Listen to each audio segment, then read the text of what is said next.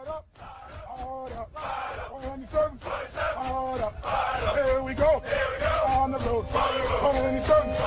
Hey, all right, Brad McLeod here, SoGrinderPT.com, just hanging out here in my backyard with my faithful buddy Millie.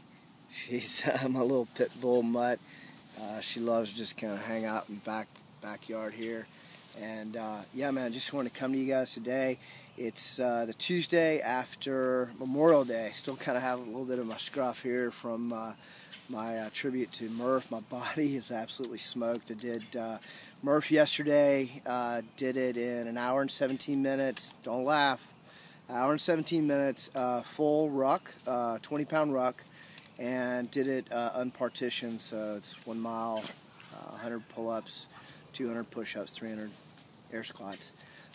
So anyway, that's about 5 minutes off my time from last year. So I got to get training. I got to work, get back down to my 112 low or hour and 12 minutes, and do a little bit better. But it's for me, it's hard with the ruck. It's a little bit harder. Not a vest, a ruck. Okay. So anyway, yeah, I just wanted to come to you guys today. We'll call this is like Tap Out Tuesday. Today I went to do some jits. I was so sore, and went to do some jits just to get out and roll a little bit. Did have to tap out quite a few times. But the point is, I got up and I got moving, and I moved my body, and I tried to go and get in a workout. A lot of times the hardest part is just getting to the gym, and so I had to exercise some of my own medicine, some of the things that I mentioned to other athletes out there. And if you guys don't want to have to look at my ugly mug, I know I'm not the prettiest thing in the world. You guys can just listen to this as an audio. And part of what we're doing today is I asked yesterday, I said, hey, post up a question.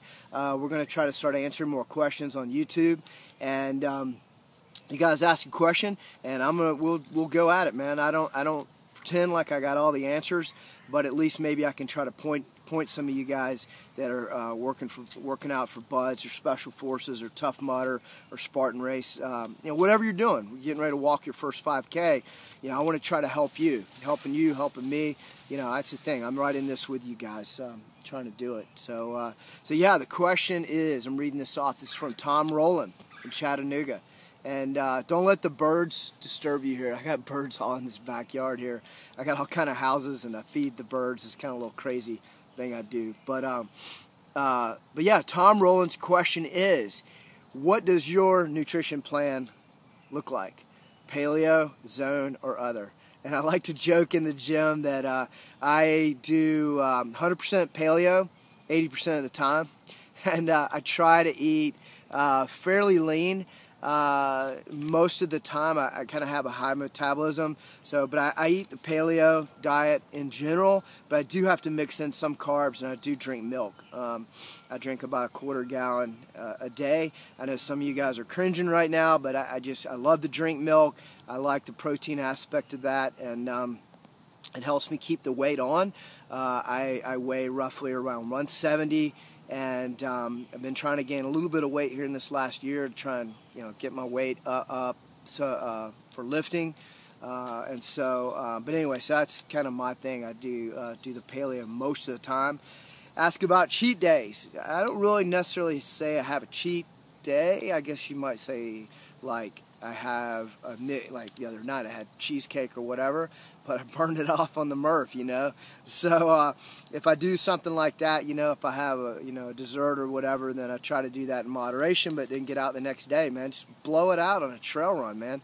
You go do 6-mile trail run and go, the hilly trail run, and that's my thing. I try to blow that out. Ask about recovery. What do you do in recovery? I'm a little bit older athlete, I'm 50 years old, but actually the last 20 plus years here, I've tried to rest. I know that may run counter to some other people that say, oh, you got to always be moving every day.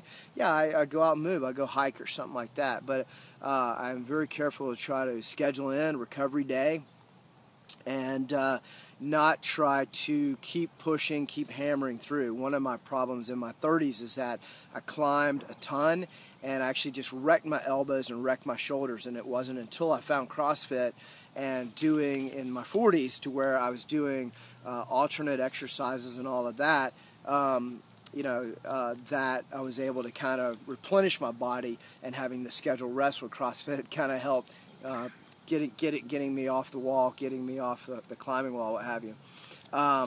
So it says here, like, what do you do, like, with carbs? You get carbs from fruit or what have you. Yeah, sweet potato, yams, those are great. But I'll get some carbs too from bread and pastas. I think that in moderation, I guess, if you're doing a lot of running and stuff like that, you're going to have some carbs. I think if you eat paleo, long distance athlete, it's going to be tough. Can you do it? Yeah, but me personally, I got to have a little bit of carb in there. Says during time, how does your nutrition change at times of heavy training like buds? Well, to tell you the honest truth, in buds we ate really well, but you're eating chow hall food. But I mean, we would load up, man. Breakfast would be like full-on omelet. But yeah, throw in the toast too, the bacon, whatever. You just burn it. You burn it like mad. I mean, during Hell Week, you got to eat 4 times a day. You devour a plate. And whatever they gave you, potatoes, grits, toast, all of that. It's grain, yeah. But I mean, we would definitely, you would devour that at Buds. So now, I mean, how does that work? Heavy training now. I just load up extra. Like even last night, I ate a huge, after Murph, had like a huge salad, monster Greek salad, and big thing of fish on top of that. So I just throw in a little bit extra, a little extra protein, So supplements. I only take a few supplements. I have some protein. I either take Intensity Nutrition or Progenics, and luckily I have pretty good supply of both of those. I keep in the counter. I also, in general, I try to eat good, so I don't have to use a lot of supplement. I occasionally use creatine, also good for muscle building and recovery.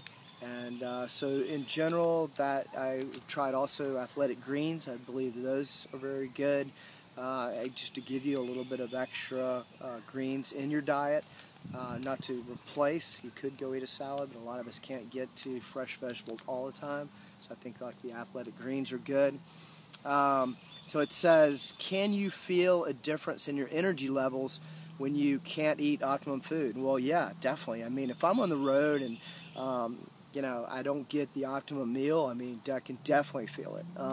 Versus where, if I eat good, clean fuel, like even last night, good fresh salad, lean, fish, what have you, man, yeah, your recovery is so much better, and I feel so much better. And so, and that's what a lot of this is. You want to have good fuel in your body so that you can help to recover, to get back up and going for the next day. If you eat processed food every single meal right after a good hard workout, I mean, it's going to take its toll over time.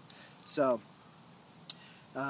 yeah, that's Tom's questions here. It's great. He took the time to post up those questions. Really appreciate that.